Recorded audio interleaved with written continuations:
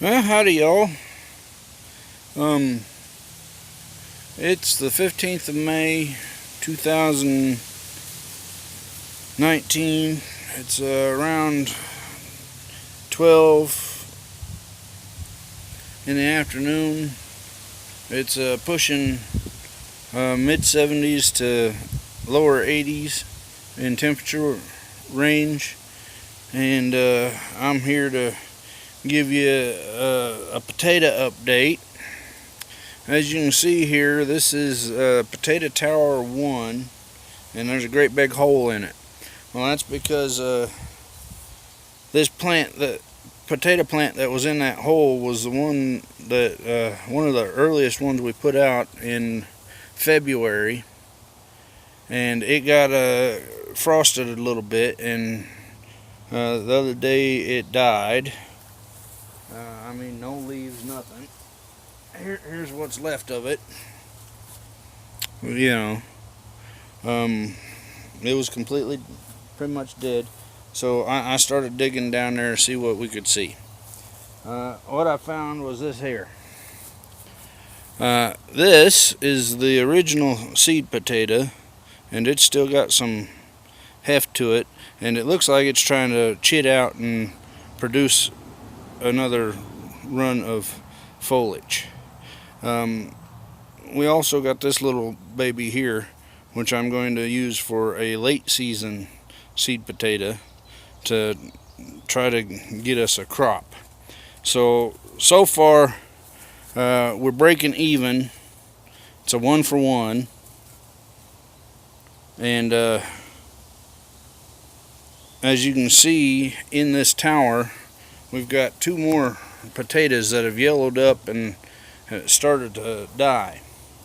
Over here in Tower 2, we've got one that has yellowed up and has started to die, but we're going to leave it a little bit longer. We'll actually get down in there and dig them out, see what we got, and that'll be great. Now, these three here in Tower 2 are purple potatoes. These two here are white potatoes that started to sprout inside, so I decided to plant them. Here in Tower 1, we had 4 purples around the edge, and in the middle I again had a white potato that was starting to sprout, so we went ahead and buried it out here.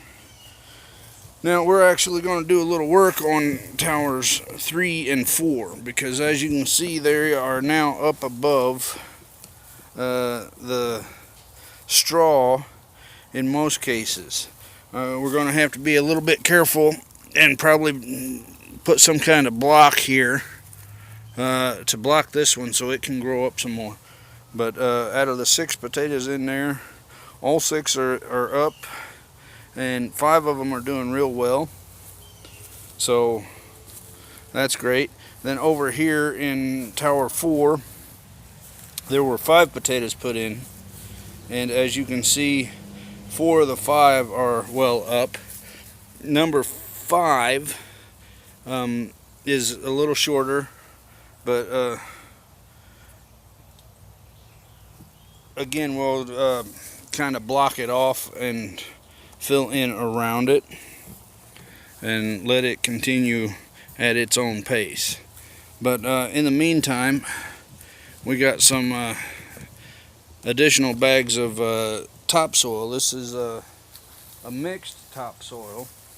This topsoil here is mixed with peat moss, so it's lighter and I hate to say it this way, but fluffier. Shovel, get up to the house. You too. Go on. We're gonna heal these up or backfill them. In this case, it's a backfill because, you know, we're not hilling our potatoes because we've got them in these tater towers. So with this backfilling, we got to be careful because we don't want to break the stems that are up. So we'll gently start filling over here.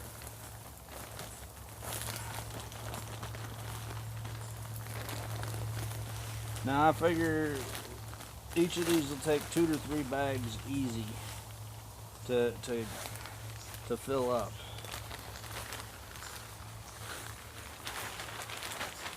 And we're being careful about the one that's off on his own, doing his own thing.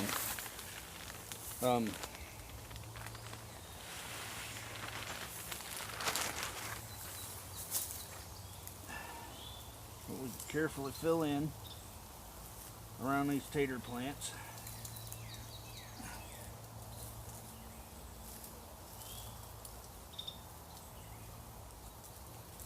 And there's one bag. And again, we're not going to try to pack it down or anything. We're just going to fill it in, because potatoes are what are they? They're nightshades like tomatoes, and oftentimes tomatoes, potatoes, and peppers will potentially add more roots further up the stem if given a chance. And that's one of the reasons we're backfilling, or what's more commonly called with potatoes is hilling the potatoes up, is so we can hopefully get those little the stem to produce more roots, to make a healthier plant for one, and for two, potentially make more. Hang on, I'll be right back. Make more potatoes. Leave it. Out.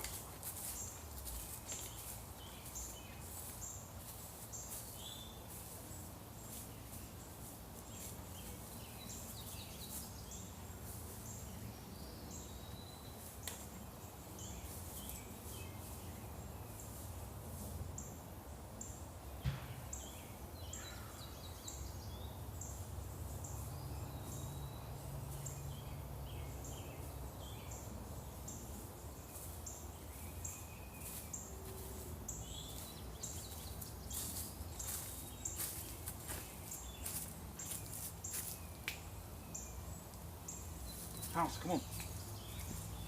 Get up there, House.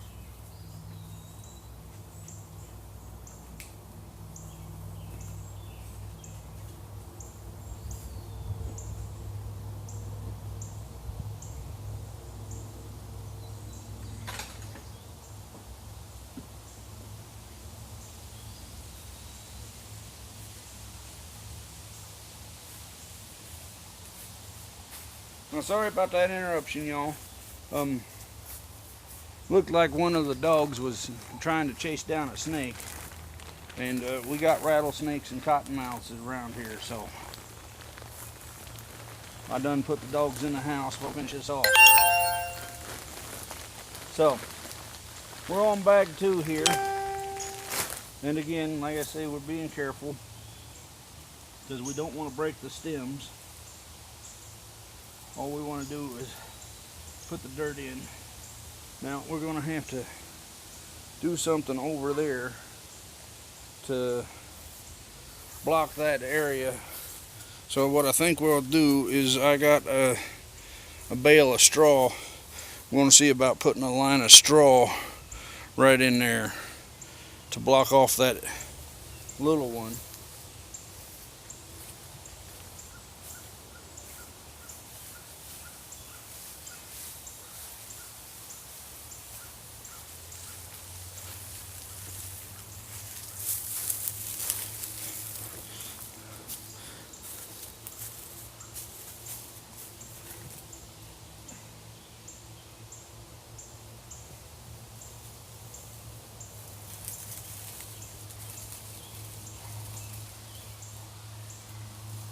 Basically what I'm doing with this straw is building a little wall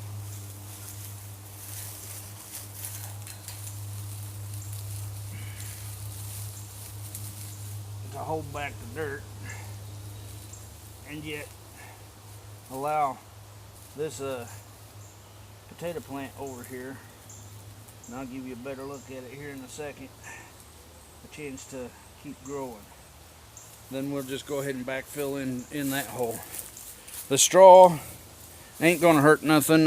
It just doesn't provide a lot of nutrients, but the potatoes, they'll grow through the straw, not a problem.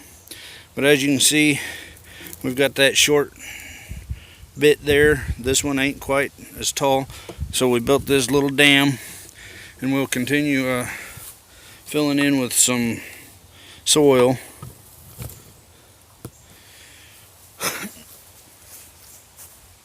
Now, once again, this potato bed here, or tater tower, whatever you want to call it, this is number 4.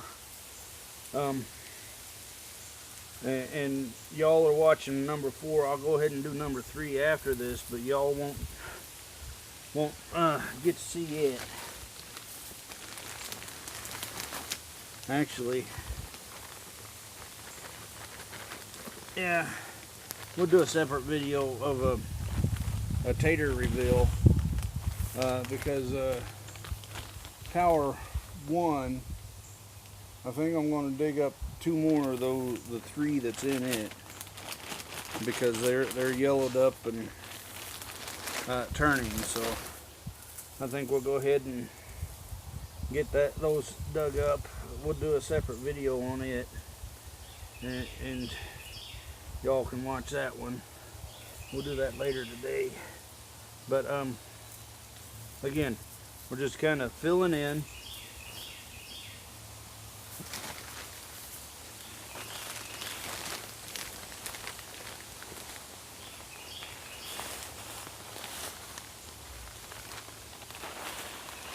This is only like the 2nd or 3rd day it ain't rained, so something I've noticed about these towers,